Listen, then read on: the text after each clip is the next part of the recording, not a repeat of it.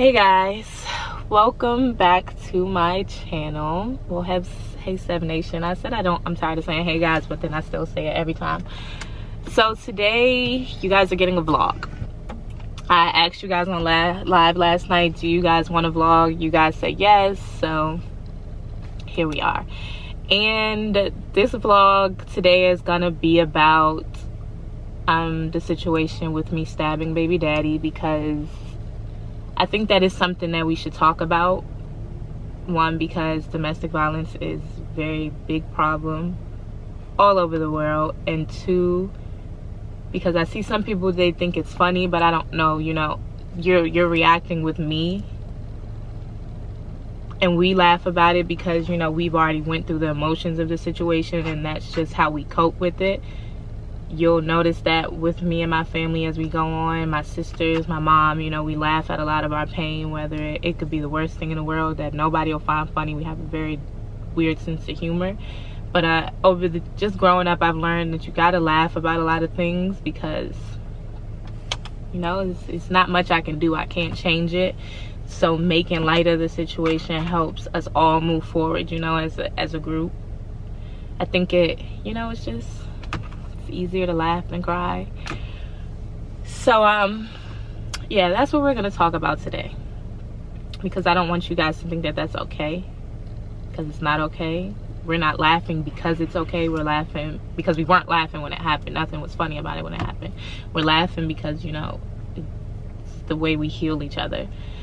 So 3 things you should know about me before we get fully into the story is that, 1, I am a very emotional person. I tend to lead with my emotions. I'm not a thinker. I don't stop and think. I instantly just react off emotions. And that's gotten me into a lot of trouble in my life. When I look back and I reflect on everything, it's always been my emotions that have just taken me over the rail. 2 is that I have really, really bad anger problems. I get so angry and I don't even remember what I do half the time. When I get angry, normally I need a play-by-play afterwards. I black out. My family, they say they don't even like to see me that way because I look like a totally different person when I'm angry. They don't recognize me. And there's nothing or nobody that can calm me down once it's already over the edge. And 3, with those 2 things being said, is that I'm a really, really good person. I'm a pretty great person, I'm not gonna lie. But I don't have a mean bone in my body. I'm not a mean-spirited person. I'm not a mean girl.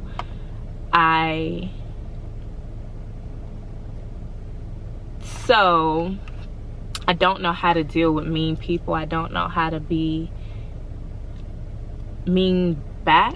I don't know how to be verbally abusive. I know how to fight, and that's why I fight, because I know that I'm good at it. Like, you hurt me emotionally, like baby daddy cheating, for example. It hurt me emotionally, and I can't do that back to him because I don't like physical pain. Like, if I punch you and I hit you or I stab you, you can heal from that. I feel like when you inflict emotional pain on people, there's some things that you can't heal from. So I try not to make people feel that way because I just don't like it. There's enough going on in people's lives to just be out here inflicting more and more emotional pain on people. So before we get deep into this conversation, I want you guys to understand that in no way, I'm using baby 6 socks. Sorry, y'all already have me emotional. In no way is this a bashing baby daddy video. And if I see you guys bashing him in the comments after I said this part, I'm going to block you. One thing you should know about me is that the internet and all this stuff, it's cool, it's fun, but I can do without it. The minute I feel like it's getting too much or it's affecting my family life, I'll just stop doing it. And that's not to say I don't care about you guys, but my family life is more important to me.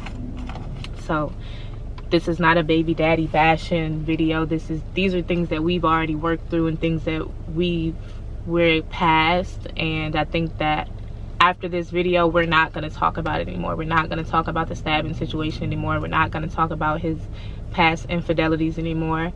I've given him one more chance, and he knows that if he messes up this time, there's no ifs, ands, or buts about it.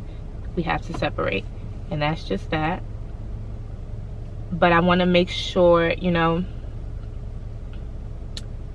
I wanted to make sure that when I gave him this last chance, that I was handling this last chance properly. I was handling myself properly, or let's just go into the details and then we'll get to that, because I know a lot of you also have questions of, well, why do you let him cheat? It's not so much as letting him cheat, you know, we'll talk about it later in the video. So here we go. When I was 3 months pregnant, I'll start with the beginning of me and Taliban. Me and Taliban met, and instantly we hit it off. Like, I know everybody's like, oh my God, they slept together on the first night. Yeah, and it was my first time doing that. But we never left each other after that. We were inseparable. I literally loved him from the second that I met him. I knew that he was the person I wanted to be with. I knew that I wanted to have kids with him. I knew that I finally found my match. You know, I just felt this safeness and this comfort with Taliban that I've never felt with any man. Not my dad, not any man in my life have I felt that with. And I felt like I was somewhere safe. He felt like home for me. And so when he went to jail, he was initially supposed to do a year in jail. But something happened paperwork wise where he accidentally ended up doing more time than he was supposed to. So we ended up doing 2 years together. You know, I didn't miss a visit. I never missed a phone call. I went to see him twice, sometimes 3 times a week, and his jail was like an hour and a half away from where I was. But I still made it work, and I still made it happen. I didn't sleep with anybody else. I didn't kiss anybody else. I didn't touch anybody else. There was nobody else. There was just Taliban. I had tunnel vision.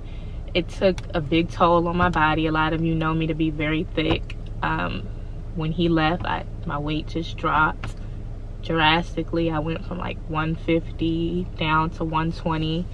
So it showed in my body that I was stressed because I missed him. It showed in my body that I was stressed because I was, you know, spreading myself thin. You know, I would do hostings at the time because Bad Girls Club had just aired. So I would go to my visit, drive to New York for a hosting, or go to my visit, go to my hosting. It was just a lot. So it showed in my body, and it showed everywhere. Yeah, I sent money when his friends didn't. Because people forget about you when you go in there, and they did. They forgot about him. I'm not gonna lie. I'm not gonna sugarcoat it to spare anybody's feelings, but they forgot about him. They acted like he did not exist, and whatever, that was okay with me, but that meant that I was left to pick up that extra slack. So time went on, and you know, we knew his return date was coming. So I went and got us an apartment, nice apartment in Silver Spring, and went and picked him up one day, and boom, he was home. When he got home, it was just happiness, pure happiness. We were in our apartment, we were spending time together, we just were doing what couples do. And then after a month, you know, we were just trying for a baby. We wanted to have a baby because we already talked about this. We had 2 years of doing nothing but talking. We knew what we wanted to do and how we wanted to do it, and Taliban is a thinker, so he had everything planned out, even if I didn't know about it. But yeah, so I say that to say, when I was 3 months pregnant and I caught him cheating on me for the first time, it crushed me, like, big time. It it was a hard pill to swallow, because it was like I did everything, you know? When you know you did everything you could for somebody and they still slap you upside your face, it's a hard pill to swallow. So I remember he was out all night the night before, and so he slept on the couch because I had accused him of it before he left out that night. And I was just waiting. Taliban's one of those people you gotta straight up have proof, or Taliban ain't do shit. And even when you have proof, Taliban's still gonna try to say I didn't do shit.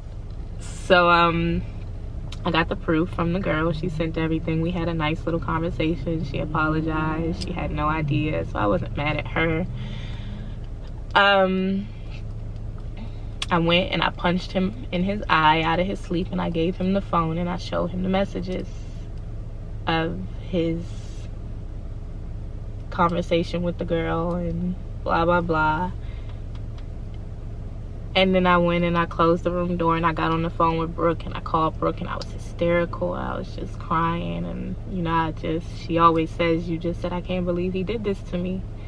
And then I just said to her, he got me fucked up. And she said I hung up the phone on her.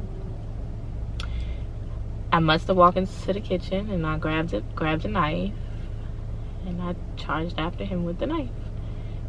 Thank God he had a couch cushion, because my couch had 6 other holes in it besides the 2 that I put in him, or else I might have killed him. So it's not funny, and it's not, you know, something that I'm proud of. I hit him in his thigh. I missed his artery in his thigh by 8 centimeters. 8 centimeters, I could have ruined my life. By 8 centimeters. I could have been having my baby in jail. By 8 centimeters, I could have taken my son's father away from him. It's a very selfish thing to do. But I hit him up here somewhere near his eye.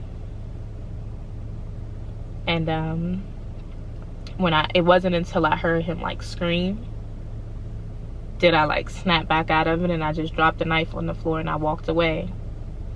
And I peeked back out the room and I just saw blood everywhere. Like, well, what made me peek back out the room is because my hands were bloody. And then when I walked back out the room, I saw just blood on the walls, blood on the floors, and I could smell it. You know, blood, when it's that much, has a really strong stench. So I started panicking. I was watching a lot of Grey's Anatomy at the time, because there was nothing to do but be pregnant and watch TV. And so I tied something above and below the wound, because I couldn't remember if it was above or below. So I just tied it on both places. And I called Brooke, and I was panicking, because Brooke is the one I call when I get into trouble. I don't know why. She's my younger sister, but I was panicking. I'm like, what do I do? And then I noticed that he started to kind of pass out a little bit. So then I really started panicking, because I'm like, okay, I can't call the ambulance, because if I call the ambulance, they're gonna come up here and it's clearly gonna be a murder scene, but I can't let him die. So my pregnant self, I dragged him out the apartment, down to the car, put him in the car, and I drove him to the hospital myself. Yeah, when we got to the hospital, he didn't want me around anymore. He was like scared of me. They stitched him up. They didn't really ask too many questions, because I had to sit outside the whole time because he didn't want me there. He was scared of me at that point, I guess. So I called my mom on the way to the hospital, and I was letting her know that he's not really conscious.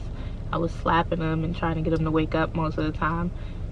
But she said the same thing, that we're just gonna say that he was abusing you and you were defending yourself, when really, you know, it's not what happened. But my mom is a ride or die. She's a real ride or die chick.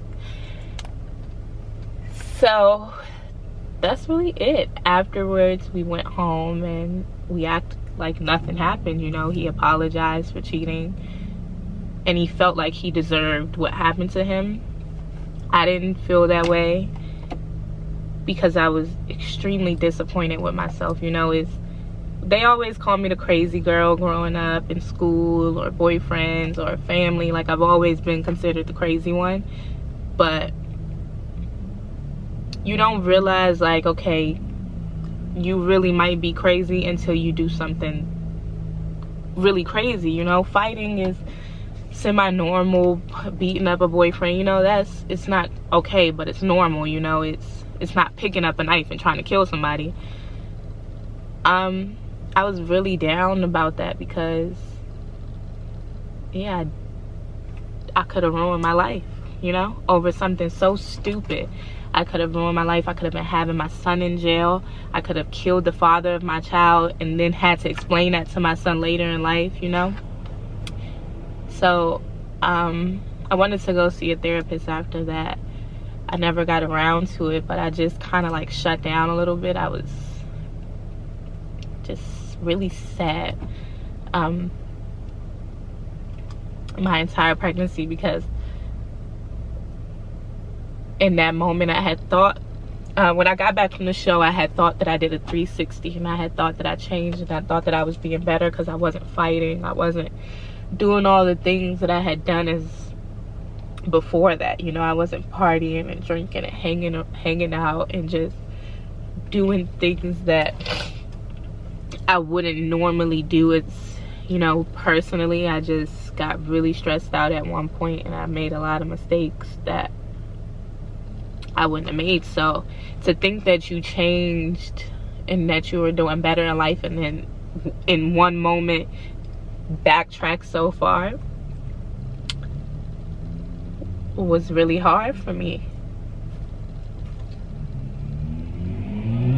And so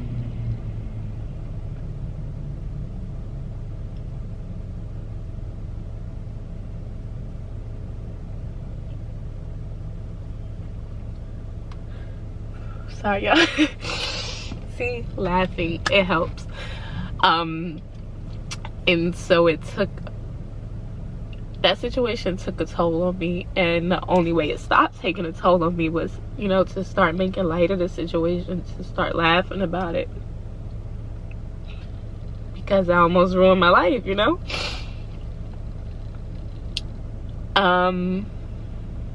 Yeah, that's pretty much the story. That's pretty much how it went.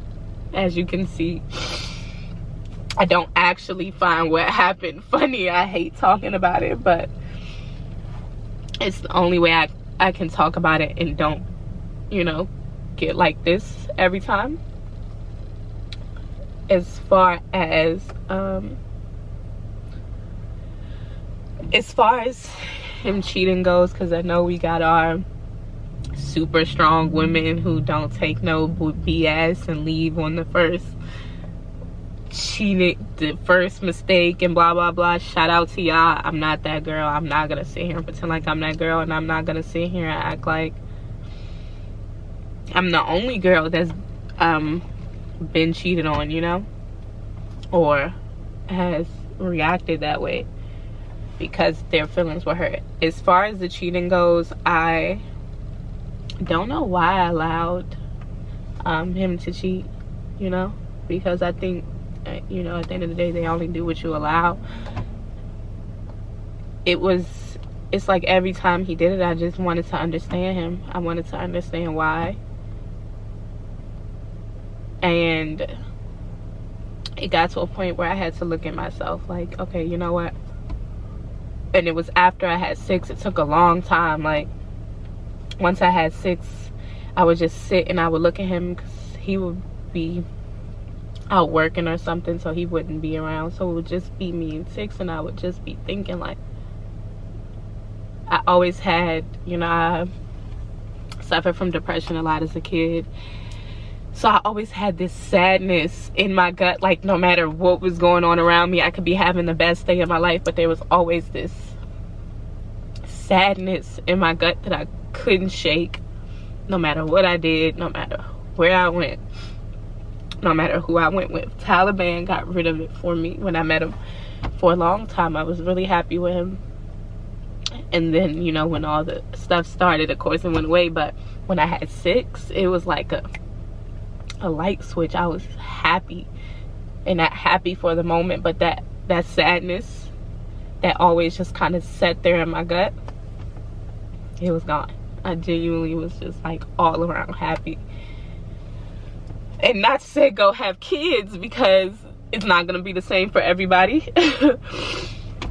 So what worked for me may not work for you. So don't be just having babies because you think it's going to make you happy, because it's not, because it still took a lot of work, you know. But I would just be sitting with 6 in my arms, and I would just be thinking, and I would be like, you know, why did he cheat on me, or what did I do? Because when I was pregnant, it was, what did I do wrong to make him cheat? You know, I would think back on like what I could have added to it, and what I came up with is that, you know, I spent so much time proving my loyalty to Taliban, whether it was going to court with him or staying with him while he was in jail, or just everything I did for him. I spent so much time proving my loyalty to him that I forgot that he had to do the same thing, that he had to prove his loyalty to me as well. And I forgot to make him do that, because like I said, I had made a lot of mistakes that I wasn't proud of, and I was trying to prove to myself that I could be good. I was trying to prove to him that I could be good because he knew about my mistakes, and I forgot to make him prove himself the same way that I was proving myself. And that is what I think made it easier to forgive him. And that's not me blaming myself. That's me saying, okay, you know what? I'm going to try this relationship with you one last time, but now I'm going to try it this way. I'm going to try it where you have to work for me, where you have to prove to me, where you have to go the extra mile for me, because I've always done that for you. So now it's his turn to prove his loyalty to me, and it's his turn to prove his love to me, and it's his turn to build this into, you know, whatever it is that he wants it to be. And he knows that he has one last chance to do that. Like, I don't have it in me anymore. Quite frankly, I'm bored of going through the same, oh, you cheated again story. You know, after a while it gets repetitive, and you just get like, I don't care, you know. And I don't want to get to that point with him, because I love him to death. He's my best friend. He's just a shitty friend. Just kidding. But yeah, we have now switched roles, and I'm now making him work for me the same way I worked for him, and put the same effort in for me that I put in for him. And if he doesn't, that's okay. That's absolutely fine with me. We don't have to be together to raise a child together. If he does, even better. We'll have a lifelong happiness, run off into the sunset, blah blah blah. But yeah, I don't want you to think it's okay to beat up your boyfriends, or definitely not stab people, because you can go to jail. And I also don't want you to think it's okay to sit around and let somebody cheat on you. You know, I have had my weak moments, and when I had 6, I knew that I just didn't want to be weak anymore. It wasn't something I can't be, you know. I can't be sad. And I think that's, you know, how he got away with it a lot after I had 6, because I stopped focusing on the relationship. The relationship was the least of my worries after a while. If it wasn't about 6, then I really didn't care. So yeah, that's where we are.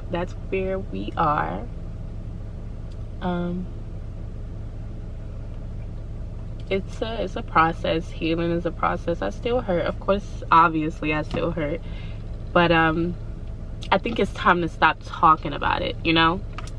I think that it's time to stop bringing it up, and it's time to stop making it a thing.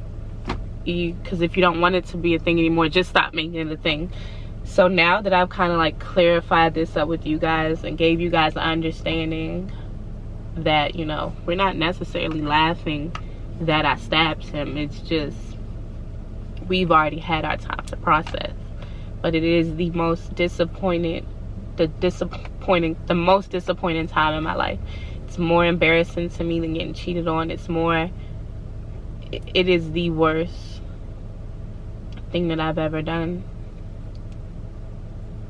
Yeah, definitely the worst thing I've ever done. And I'm good. I want to be good. I strive to be good, but me, like everybody else, sometimes life just kind of gets the best of you, and that's okay. You just got to be able to understand that it can't always be that way, you know? So I am a little lady, a little mommy lady, you know, figuring out how to be okay, like, no matter what's happening. Like, I want to be able to, the room to be burning around me, you know, the Twitter meme where they're like, oh, the room's on fire, but this is me, you know? I want to learn how to be okay with not being okay. It's okay not to be okay. It's okay to be sad. It's okay to be hurt, but it's not okay to let it consume you, you know? My pain doesn't consume my life. I just don't like to talk about it because it makes me so emotional. I told you guys I'm already emotional, like, so yeah, anybody who is, you know, has gone through what I've gone through or feels even remotely close to what I feel, there is a big light at the end of the tunnel. My light is 6. Your light may be something different, but I'm better, you know? I'm not reacting with emotions. I'm thinking, you know? I'm stopping and thinking. There was actually a situation that happened with baby daddy, and it could have been an atomic bomb with the old 7. I mean, boom, in public. It could have been pretty bad, and I'm still shocked that I just walked away. Still surprises me till this day that I did that, but I did it, you know? And I'm proud of myself for doing it. You know, I don't care what anybody thought about it or anybody felt about it. I didn't make a mistake that could potentially ruin mine and my child's life. So we're glowing and growing over here, and that's just what it is. Yeah, sorry, you know, to people who've gone through domestic violence, if you ever for a second felt like we were being insensitive, because that's not, you know, what we were being. I honestly was surprised when he brought it up in the mukbang, because I thought that we were never going to talk about it. We didn't even tell his family or friends what actually happened. Only my family knew what happened. And yeah, just we're working on being better to each other, you know, because I've been good to him, but there's room for improvement on both sides, you know. We're working on being better to each other, and if that doesn't work, then we'll just be good parents. I hope that even, you know, God forbid it doesn't work out, I hope that we can be friends, and I hope that we can just be good parents to 6, no matter what. So that's what we are. We love each other. I don't doubt the Taliban loves me. I just think that, you know, Taliban has been able to get away with a lot in his life, and, you know, his family loves him so much, y'all. He can do no wrong in their eyes. But I think that they forgot to hold him accountable a lot of the time. So I think we're reteaching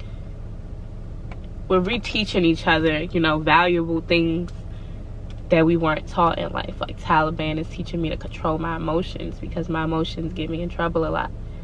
And I'm teaching him to just have a little bit more compassion for people, a little more heart and a little more soul, you know, and to think about more than just himself. And I think that 6 is that key between the both of us that is gonna do that, you know. So there's my first vlog. You guys made me cry. Well, I made myself cry, but you have seen funny 7. You ain't really seen angry 7, well, you kind of have, but now you have seen emotional crybaby 7. There we go. Yeah, continue to like and subscribe. If you feel like this channel is not for you based off our family, because I know, you know, everybody says they want real and then they're like, oh wait, that's too real.